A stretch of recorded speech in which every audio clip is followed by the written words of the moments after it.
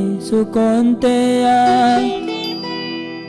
मूर्तया सम्भवन्ति या तासां ब्रह्मा महद्योनि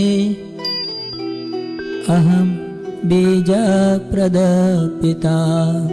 हे कुन्तेय, সকল জনিতে যে সমস্ত মূর্তি প্রকাশিত হয় ব্রহ্মরূপী জনি তাদের জননী স্বরূপা এবং আমি তাদের বীজ প্রদানকারী পিতা।